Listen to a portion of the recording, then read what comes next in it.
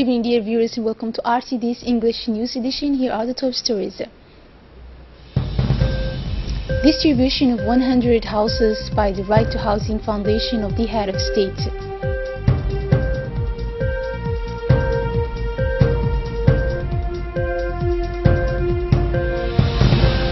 The Prime Minister today handed over 2 buses for the Afar region of Ethiopia.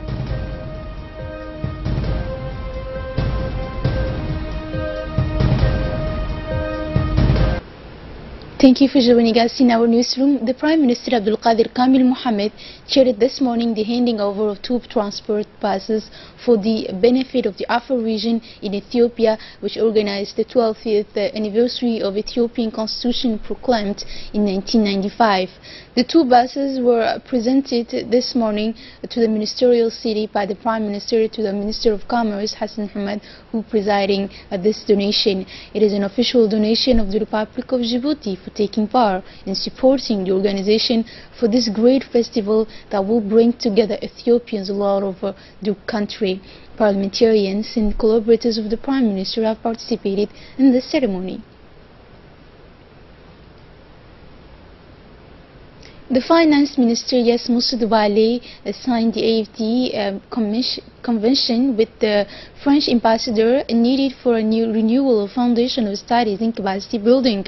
The signature of this convention will allow feasibility studies, particularly in the water sector and infrastructure assets of the government, and also the health and education, but also in the framework of a strategic orientation from the government, the Vision 2035, and the strategy for accelerated growth and promotion of jobs known as SCAPE 2015-2019.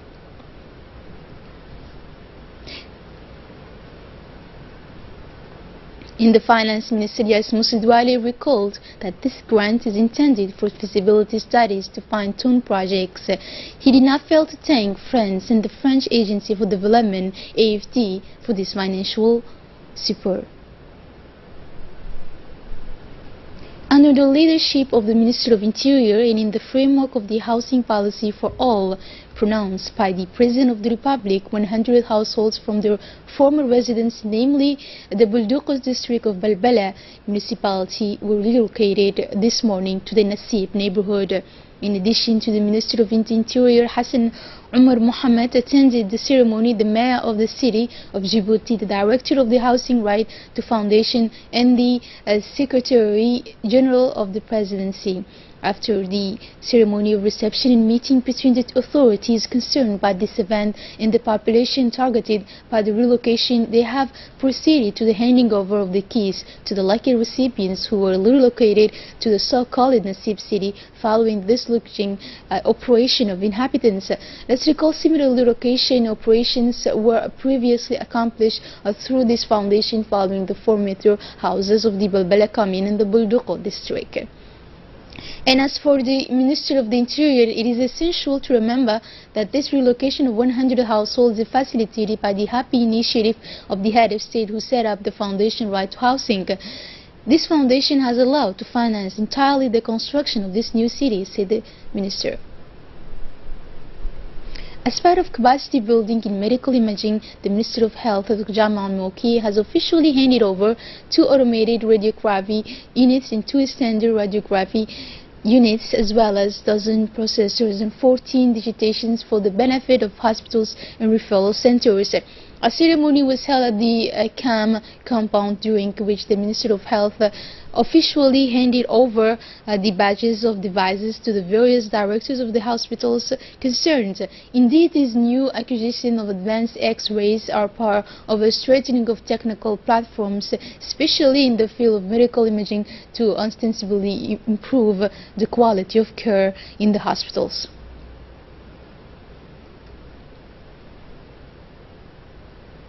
In his speech for the occasion, the Minister of Health, Jamal Moki, urged the heads of hospitals to ensure the optimal conservation of these acquisitions through an adequate and effective maintenance plan.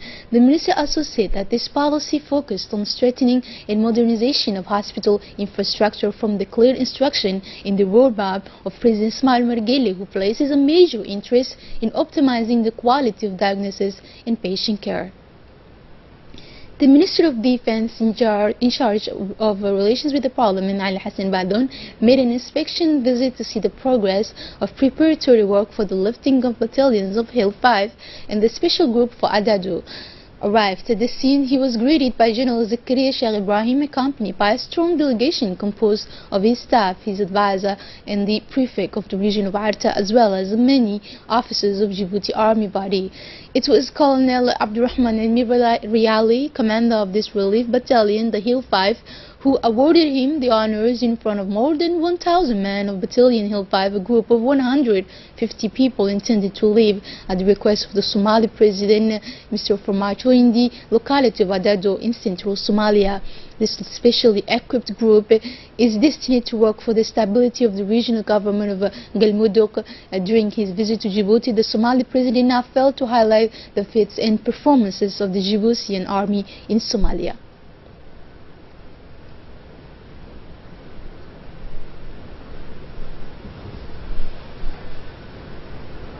In an address delivered on this occasion, Army Corps General Zakaria Sheikh Ibrahim assured the soldiers of Battalion Hill 5 the best advice for their mission to be a success for themselves and for the Republic of Djibouti.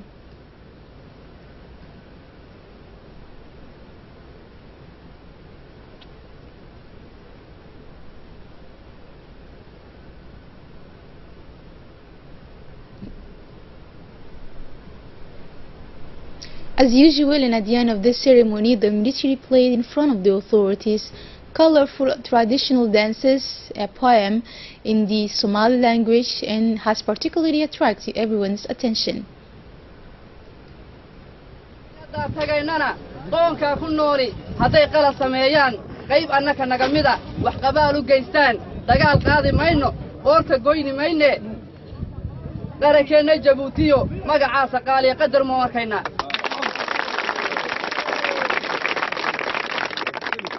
kale waxay tahay Soomaali weynay qaryad toosan baalahay qoomiyada Afrikana si ugu aqoon badan beeraheega qodatee wax qabas la garatee qalinimana hanatay waxa ku qayiraye ka reeba qayrka kuugu wacan quudha waani quruxdaadiyo noloshaada quuray hadii aad iska qaban qalbigiinu mid noqon qarannimo ha joogtee qaska dhaafimaysan.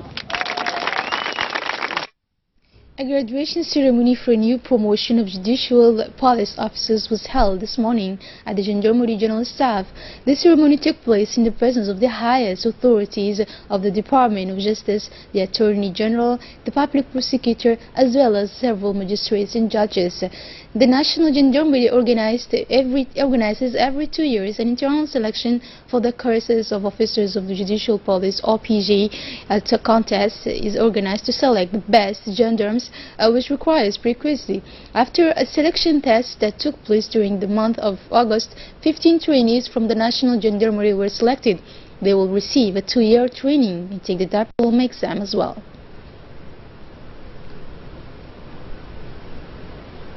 And during the ceremony, the Chief of Staff of the Gendarmerie did not fail to thank the Attorney General for his constant support. He also thanked the Prosecutor of the Republic and all the judges for the esteem they accord to the Gendarmerie in the execution of the judicial policy.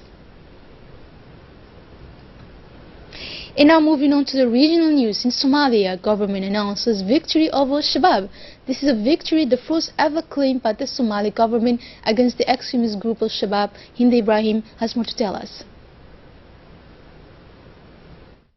According to several reports, the country's information minister announced the military victory against the militants a few days after a previous announcement in September by the army that it had achieved a great victory over their enemy, and exit following the announcement by the African Union mission in Somalia of thousands of the soldiers this year as a part of a plan for its complete withdrawal by December 2020. Somali forces urgently needed to be equipped with the necessary weapons, key logistical support, including timely payment of balance, quality medical assistance, and establishment of key infrastructure, including parks and training centers. AMISOM and 22,000 men from Uganda, Burundi, Djibouti, Kenya, and Ethiopia were deployed in 2007 to support the fragile Somali central government against the Shabab militants. In 2016, the African Union announced that it has a plan to withdraw all troops from Somalia's AMISOM to transfer all its security prerogative to Somali army. The beginning of this withdrawal was not envisaged until October 2018. In Liberia, where calls for calm is still left to preserve the attacking democracy. More details with Hindi Ibrahim once again. The presidential candidate in Liberia, George Weah, on Tuesday quietly called his supporters after the suspension of the process, while outgoing head of state Helen Johnson Sirleaf urged her fellow citizens to perceive the attack democracy. The second round should have been held Tuesday between George Weah, senator and former football star, and Vice President Joseph Boakai, respectively first and second, in the first round on October 10, but the Supreme Court on Monday suspended the process by ordering the Electoral Commission to consider an appeal from the candidate who came in third with 9.6% of the vote, Charles Premskine. For her part, Mrs. Sirleaf, questioned by Mr. Premskine, lawyer and veteran of politics, and his own Vice President, Mr. Boakai, who accused her of having weighed on the result of the first round, including meeting at his home with officials of the National Electoral Commission, urged the political class to pull himself together. That's all for tonight's news. Thank you for joining us in RTD and have a good night.